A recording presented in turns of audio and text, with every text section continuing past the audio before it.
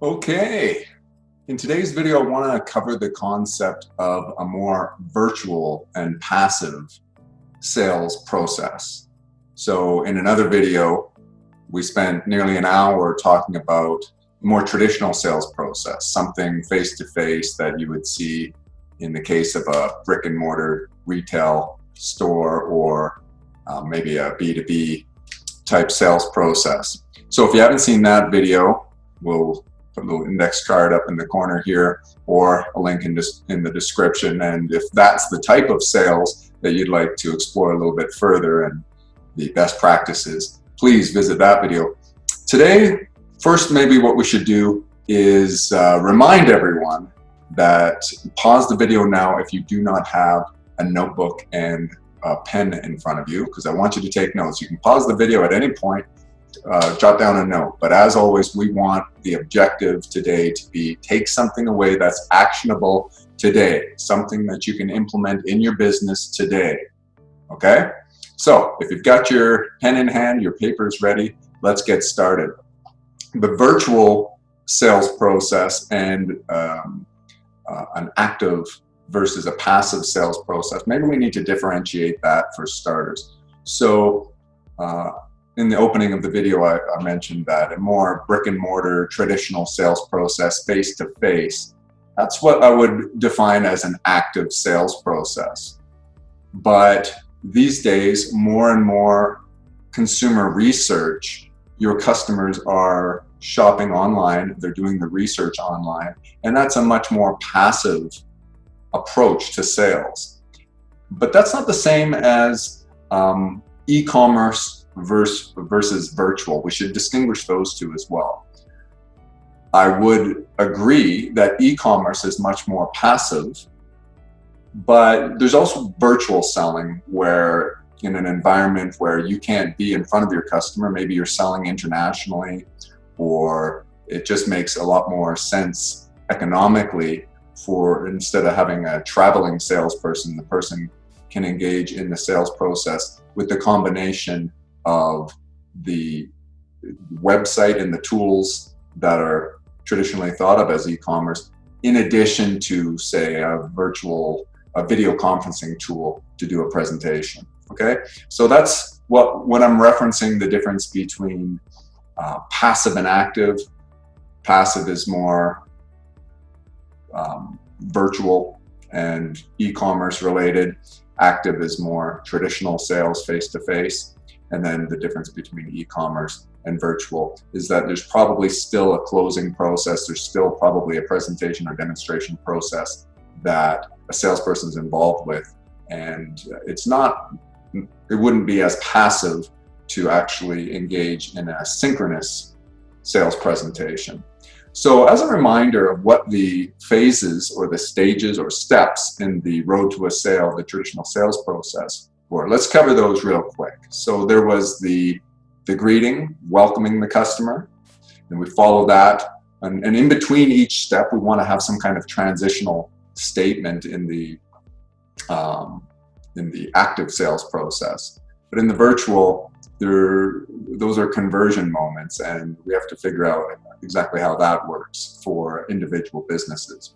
So after the greeting or the welcome, you would engage in a discovery, learning a little bit about your customer. And then after the discovery, we would have a product selection based on what we learned in the discovery. And following the product selection, we would have a presentation of the features and benefits of the product, followed by a demonstration of the product or service, of course. And following the demonstration, we would have a purchase consultation, a discussion of the budgetary things, the numbers, a quote process, somewhere where you get into the pricing. Refer to that as purchase consultation. After that, there is the close, the conversion to the actual sale. Following the close, there's the delivery, which is the logistical part of executing delivery of the product or the service, making sure the customer gets what he paid for. And then finally, and was often skipped, I mentioned, is follow-up, making sure that your customer is delighted. So those were the steps. And in that other video, we referred to these and we sort of discussed them in the context of a face-to-face interaction. But many people watching the video would have more passive forms of sales. And it may be that you do run an e-commerce website, or you don't have a salesperson per se that's engaging your customers face-to-face or over the phone or even virtually, but you need to somehow still go through those processes. So it's very useful to keep those steps in mind, because as you are evaluating the effectiveness of your sales tools, your sales process and the tools that you use, you want to look at those stages and ask yourself, how can I implement this? So let's start at the beginning with the welcome or the greeting. Of course, your homepage is a great place for that. And what your objective here is to begin selling yourself.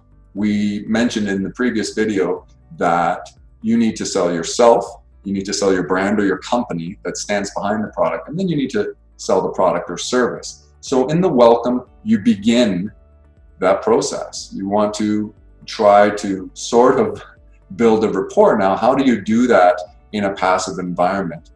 When we talk about building rapport, it's about common ground, right? So ask yourself on your website, how can you build common ground? I mean, it's a one-way communication. You're communicating to your website visitors, your prospective customers. And so you have to basically tell them about yourself. And it may be not the homepage that you're going to elaborate too much on that. Most websites have an about section where you go into greater depth about the details of the company, maybe the management and the team that's involved, and the history, that kind of thing. On the homepage though, or whatever landing page that your web traffic is converting to, you definitely need to have something that communicates your gratitude for people coming to your website, tells them a little bit about that they're in the right place, that you're glad they're in the right place, they didn't end up here by mistake. And of course, if they did, the message you communicate should make that clear to them right away. If somebody's looking for widget B and you exclusively deal in widget A, they should be able to see that right from the get-go. In particular, if there's no converting a customer from, if those aren't competitive products, if they're apples and oranges, which technically, I guess, in the produce section, those are competitive products, but you understand what I'm saying. Of course, if you have a competitive product, you don't want to differentiate quickly so that a customer leaves. You want to spend some time showing them that your product is a competing product, but I digress. Let's get back to the concept of the welcome. So in some way, how can you do that? Well, you need to consider the copy, call it the copy or the text that is displayed on the landing page or the home page that your customer is visiting. And this notion that you want to get as many senses involved is a powerful one, even in a virtual selling or a passive selling environment. And so I would say, getting a person to read that and having some photographs, that's very typical of most websites. Having a video is maybe a little bit more engaging. So ask yourself if there's a way that you can communicate the same message that is in your text and your images, your still images that are on your website, and can you convert that into a video for those that prefer that. In fact, I think the statistics bear out that when there's a video on a particular web page, that is in the heat mapping tests that they do, that's typically where people go first. If you think of yourself as going to maybe entertainment website or a news website, and they have a text-based written article, or they have a video, many people, in fact, the majority of people, watch the video first. Now, if there's more information, more details to be had in the text, in the copy that's written there, then of course it serves another purpose. And it's an alternative for people. Different people prefer a different way of communicating. But the key here is that this is the greeting. This is the thing that is not meant to communicate every last bit of your product. This is welcoming them, letting them know they're in the right place, sort of wetting their whistle and getting their appetite ready to learn more, having the curiosity where they explore a little more. And again, depending on the product and the website design, that might sort of transition naturally. You may have more and more copy, but you can see, you've all surfed various websites, and you know some of them have a sort of a snippet of text, and then there's a little link at the end that says read more, and when you click on that, it opens up more. And that's a mechanism by which those who are doing the analytics of a website can see, was the first little snippet adequate? Was it actually engaging our visitors so that they wanted to spend more time? And are they clicking on read more? Do they scroll down? All of these tools are available to be able to tell what habits and activities, behaviors people have on your website. And if you lack the expertise personally, we'll probably do a video on that kind of thing. Of course, give us a shout. Our marketing team can assist you with that and exploring which parts of your website are effective, and you can do some A/B testing. But again, that's for another time, and we'll have an in-depth conversation on that. So after the welcome, after the greeting, there's a needs discovery. This is a difficult one to achieve in a passive way or in a virtual environment.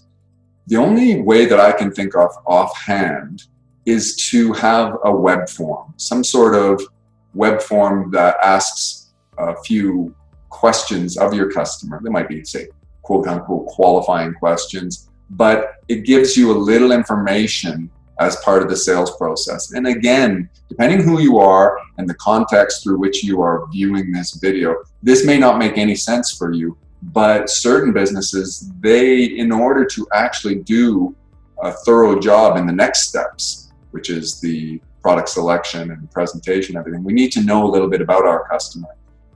So you could embed a web form and ask for information once that's submitted, or you could put some sort of algorithmic based product selection tool that ties to a web form. So it need not have a workflow or an automated sales process that is, for example, when I was talking about the web form, you might think, well, somebody hits submit and then it has to go to a live human being who then interprets the information and gets back to the customer via email. And that may work perfectly well for some businesses. Other businesses might want to consider a more automated approach, as I say, with some kind of macro, some sort of formula or algorithm that interprets the data based on what people are entering, and then it makes a recommendation for the product selection. So that's where the needs discovery would come in. Some sort of form, check boxes or whatever, that could then transition to the next step in the process and recommend, maybe the budget as an example is on there, maybe timing, maybe the features or benefits that they're most interested in. And when people are making those selections, any database technology can do this very quickly. It can narrow down, funnel down to some product recommendations based on their selections. And so that is one option to put on your website. And you may need a little assistance with that if you're not technologically inclined. Again, reach out to us, we'll help you with that. It's not that difficult. That takes you to the product selection and it makes a recommendation. Another way to do product selection is, again, more passive, where you're simply allowing the customer to make that. And that's how most websites do it, frankly. The needs discovery is sort of presented in this way. You show your product offerings and maybe you have a matrix or a sort of a table in which everything's laid out and it compares them. A good example would be software as a service, where you have the standard edition and then there's the premium edition and the pro edition or whatever. And you can, in your mind's eye, you can visualize that where you've got the standard features here with check marks beside them, and then in the more robust version, there's more features and so on, and usually they're priced accordingly. That is another way on websites that you can do a needs discovery. You basically give the information that a customer wants to know, and then they essentially make their own product selection. That's very common, it's very passive, and it's very effective for many products and services. So ask yourself if that business, if your business rather, is more conducive to that form of a needs discovery and product selection. Do you have a very clear, visually appealing graphic interface through which your customers can view your product offerings and make an intelligent choice? If not, you probably need to work a little bit on your website. You need to think of your website and your other online tools as a virtual environment through which the sales process can occur. So if you think of a brick and mortar retail store location, they have a very nice, appealing front of the store. Well, you want to make sure that your website has an appealing design to it. You've all been on nice websites, appealing websites, and ones not so much. Or maybe the website that you're using right now is really outdated. It's designed 5 or 10 years ago. With the technology changing so fast, you need to really perpetually refine your website and continually look at what new features are available to both help you and your customer, and keep the design really looking good and appealing. It really affects the brand and the customer's perspective of the value offered by your business. So again, as we go through this, ask yourself whether or not your virtual tools, your website in particular, but it can also be an application. You might have an app developed for your business. You might have social media, maybe your YouTube channel, and there's all sorts of ways you're communicating a more passive way of trying to sell your product. But generally speaking, it's going to occur on your website. Most of this will occur on your website, at least the bulk of it. So some of the other tools are really designed to convert people. They're designed to take them from your social media to your website where they can engage in the full sales process. So by and large, what we're speaking about here is your website. And if you don't have those tools in place, you've got to work on them and spend some time sort of brainstorming, thinking them out.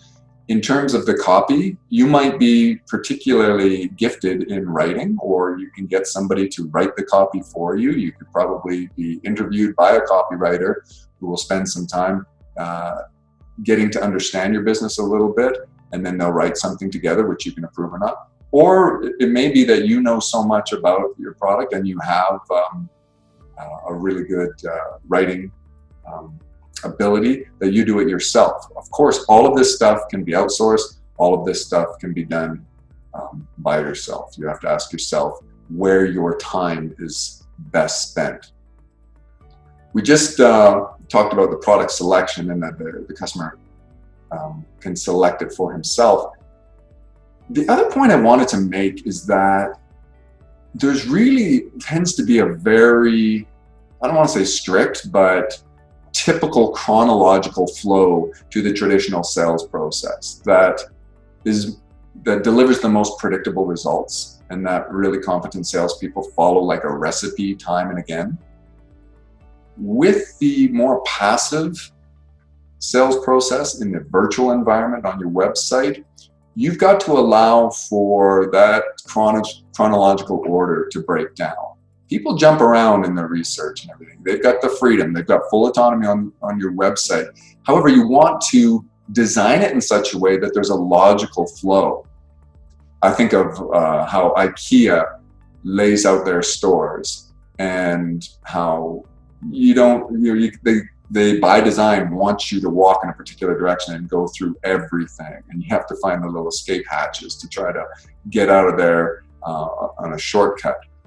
In a virtual world, you want to have the same design for your website, that you chronologically take them through the sales process, but you want to allow for the possibility that a person wants to go back, or they want to go get more information when they're stuck, so that they don't abandon the sales process. Remember, the number one thing that prevents people from buying is a fear of making a mistake. And fear is often born of a lack of information or ignorance. So we want to make sure that if a customer is thinking about that they don't have enough information, there's always something there to read more, click here, watch a video. Your customers, your website visitors get to choose whether they're going to engage in that or not. And again, through your analytics tools and your heat mapping and your A/B testing, you can see what's effective and what's not, and you can change that up over time to perpetually refine the results that you're getting and get more and more conversions, hopefully, that result in sales and revenue. So the next phase, the next step in the sales process after the product selection would typically be presentation, followed by demonstration. Now, some products lend themselves to a separate presentation and a separate demonstration, and others need to be combined. I would say on a website, in a virtual environment, typically you will find the presentation and the demonstration combined into one. And remember, what the presentation is your opportunity to communicate the benefits of your product, especially based on what you know about the customer. And again, that may be that you know that because it's a repeat customer, a returning customer. In the virtual environment, so often it's algorithms that are used for this, and that might scare you, but I can tell you it's not. It doesn't need to be scary. You can have someone like reach out to BMI and we can assist you with that, or you can just do a little bit of research and you'll find that the tools exist for you to take advantage of the browsing history of your customers, the purchase history if it's a returning customer, and you can all of a sudden be making recommendations in your presentation based on what you know about them. And it may be just the web form or something on the page that they clicked off. So your presentation, again, can be a combination of copywritten text information about the features of the product and the benefits, as well as images. A picture's worth 1,000 words. I've got to highly recommend video again here. So take the time to create a video where you can take all the information that's critical for a customer, and you can combine it with stock footage or maybe live video. Ideally, it would be contextually based video images that relate to your product. And in another video, I talked about, say, the Christmas lights that are year-round custom matched to your house and everything. A video that shows how that looks in summer and in winter and the various applications that it's being used. That's sort of a presentation and a demonstration rolled into one. And you can think, again, in your business, what do people really want to know? If they were there in front of you, what would you want to tell them? And how can you tell them that? You can tell them that, of course, in text. You can tell them that in images, still images. You can tell them that in video. What other ways? There can be, of course, chat bots or live human beings interacting, giving more information and that's another way that you can do a needs discovery to bring people to the right landing page, to give them the information that they're most sought after. So consider those types of tools, and you can have live chat agents, you can have sales representatives or customer service representatives manning the lines for immediate help. It's becoming increasingly common for these instant messaging chat tools to be artificial intelligence based. And again, that sounds maybe more complicated for a smaller business. It can be, but it's something you can do yourself, or you can engage someone like us to help you with it. And so once you go through the presentation and demonstration as a customer, then the next thing is typically pricing. Now, they may already know that from the product selection. That's why I say chronologically things can jump out of order. If in the product selection you needed to present pricing to them, that's very common. You may have a pricing model that's sort of from this. There's a range depending on the customer's needs, and you'll communicate that a little further upstream in the sales process. And then as they get further down and have the product presentation and selection, maybe you can ask for some more information, and now they have the information they needed to make the selection, and you can give them a more precise price quote at this point. With the price quote, you may also, at this point in the purchase consultation, need to provide them with information regarding any flexible terms you have, payment terms, what sort of payment gateways, and what you accept for payment. Do you only accept checks or cash? If you have a very, e-commerce, that's unheard of. In e-commerce, you need to accept some form of digital payment, typically credit card or PayPal or other gateways like Stripe, that kind of stuff. So you've got to make sure that you've taken the time to research those options, what's popular, and make those offerings for your customer. Also, if you offer any sort of leasing or financing or whatever, you've got to have information right there. I say you've got to have that information right there if you want to have a passive sales process through which a customer can autonomously guide themselves and complete a transaction. Going back a moment, and for those of you who have a more virtual sales process, but it's not completely passive, at some point, probably right before the purchase consultation, you are looking for a conversion in which the customer is submitting a web form as a lead, through which your sales team can then prepare the quote based on the information they've collected and set up a time to do that virtual presentation and presentation of the numbers and of the financial aspects of the deal. And then there are so many tools for that. We favor RingCentral meetings, RingCentral video, or Zoho meetings.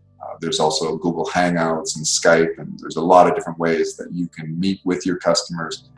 Zoom is very popular these days. In fact, I think RingCentral meetings and Zoom are, a collaborative project.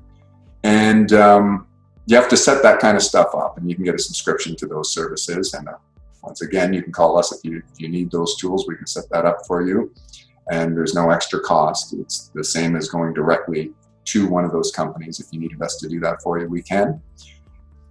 But going back to that notion that your virtual sales process is not completely passive, it's fine. At that point, the conversion is meant, all of the passive part of the website up to this point is meant to get to the conversion to submit a lead with relevant information that your sales team can prepare proper pricing information, contact the customer, and set up a virtual presentation of both the product as well as the pricing aspects.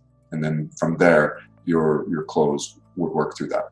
Going back to this notion of more passive, where it's more e-commerce based, where the customer's able to autonomously guide himself completely through it. Once the customer has the pricing information, then you're hoping that he has enough information to make a decision. So the close is simply, add to cart, place order, whatever words, you have a call to action button that the customer presses, and it takes him through the virtual process. And you've all done it on Amazon or any other e-commerce website where you've added something to the cart. And it's just natural nowadays. It wasn't that long ago, actually, that a significant part of the population had not experienced it or didn't have much experience with it, and they were a little reluctant. But it's becoming rapidly more popular, and it will soon be the preferred methods. So even if you have a much more traditional sales process, I would encourage you, even if you have a sales team in your retail location, I would encourage you to think about the virtual and more passive sales process and sharpen your tools. Make sure that you are giving customers this option, because it's just going to take over. You're going to find that a higher and higher percentage of your customers are coming, not just as leads through website, but even those businesses who don't do any actual revenue on the website. It's just impossible to purchase the product or service on the website. You need a salesperson involved.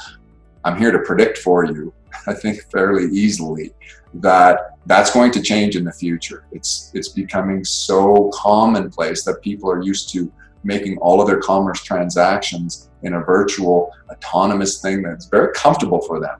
They can do it asynchronously. They can do it when it's convenient for them. They can do the research in the proverbial pajamas at home and just in a relaxed state. They don't feel pressured, and you will be left behind if your competition, by comparison, makes this easy for your customers. You may find you are having customer attrition over time more and more. So regardless of the type of industry or business you're in, you want to spend some time sharpening your tools and everything we're talking about here. So we talked about the close. That's sort of the add to in terms of the e-commerce and completely passive and autonomous sales process. That's the cart format, and you want to have a seamless checkout process. And then it's about delivery from there. And it could be physical delivery of an item, getting widget from your warehouse, from your plant, from wherever to your customer. But often it could be something virtual. You might be selling something that's digital, such as software, or it may be that you're now having to get the contractor on the ground. So the person was able to book a service from you, and now you have to dispatch the contractor, whether it's an electrician or a plumber, and so the logistics of that. Or conversely, what will happen increasingly with increasing frequency in the future is that brick and mortar service businesses, such as salons and various spas and you name it, people will be booking online. So they'll be taking the time to go and look at the options online and booking, and then your logistical delivery process is about confirming the appointment for them, making it easy for them by giving them information. This should be in an automated workflow where they get an email or SMS, a text message that gives them the information they need to know to go and either pick up the item or to go to your location where the service is delivered to them. And again, you can look to video in addition to images and copy to communicate what the customer needs to know. If it's a customer who, in my example of a hair salon, has been there 10 times, they know where to park and everything, you might think, well, our customers don't need to know that. But you need to treat in the process as if this is the first time for a person, so that you can make sure you've delivered comprehensive information. A person can always ignore it. And if you have more skills, technological skills, and you have collected the data, and your system knows whether this is a repeat customer or not, you can give two different messages. One for a repeat customer, welcome back, please park in the location as per usual, click here for more information.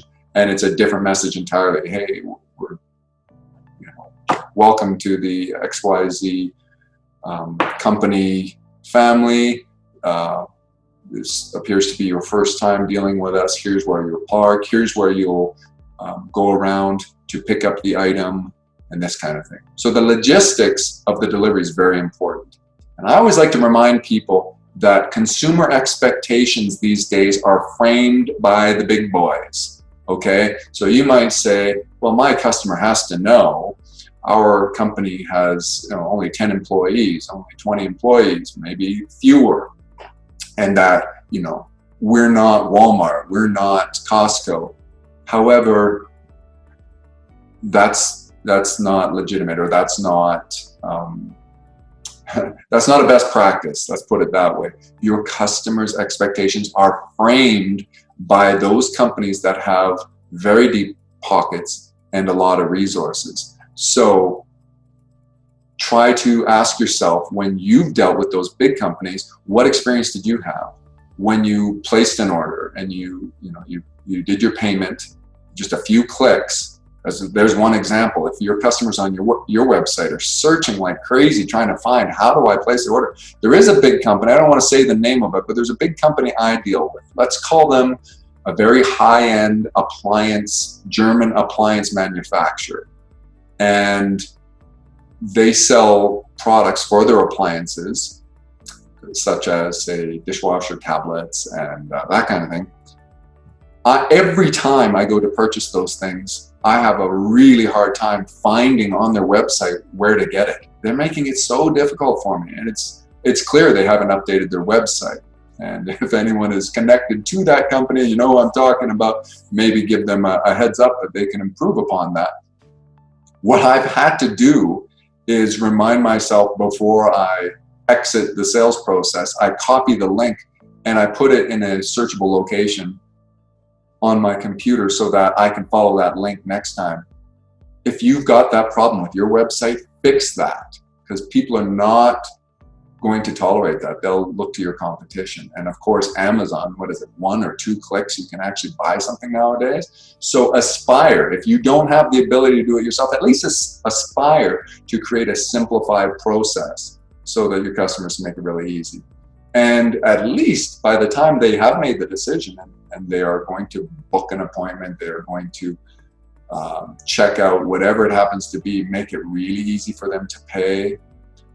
We offer, for all of our customers, we offer client portals. After the payment occurs, any of our clients, they can access all of their invoice information, all of their payments, all their outstanding balances, everything can be accessed through a customer portal.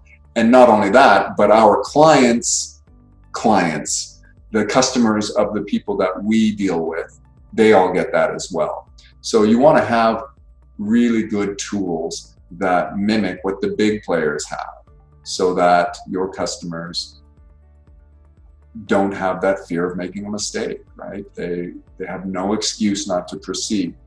So we can spend a lot of time. It's very difficult without using so many examples from so many different industries to talk about how the logistics work. But the key is you have to have a smooth process. Just a couple more examples. You're used to getting in your inbox an update that confirms, at minimum, the first one is confirms your order. You've hit, order, and it takes you to a page that says thank you for your order. But that's not all. Almost every site will also, almost every company who deals in e-commerce will also have sent an email, and you go to your inbox and immediately there's a record of your order and how much you paid and some other information in there. And then often, very shortly thereafter, it can be seconds, it could be an hour, or it could be a day, depending on the situation, you'll get an update. So since customers are used to that, that's what I mean when I say the big players are framing the expectations for your customers. You need to ask yourself, does your sales process build that in? If you don't know how to do that, sound like a broken record here, reach out to us, we'll help you do that. It's all doable for even a small company. If you're a one-man operation, we can do that for you. We can get you the software and everything with ridiculously inexpensive, affordable rates. So you have to have this for all businesses these days. It's becoming increasingly important. And then the last part was, after delivery, is that concept of follow-up. And in a virtual environment, this is the way to go. This is the way to go. Of course, you need some sort of CRM tool, customer relationship management tool. And in the active sales process, you're having your salespeople maybe call back your customers, maybe even visit them, go on site and make sure that they're delighted with their product. but it's so easy to create an automated workflow that will, on a schedule, send out information to customers and ask them if they're enjoying their product. Congratulations, it's been 30 days since you had your new XYZ widget. We'd love it if you would review it and let us know how you're enjoying it.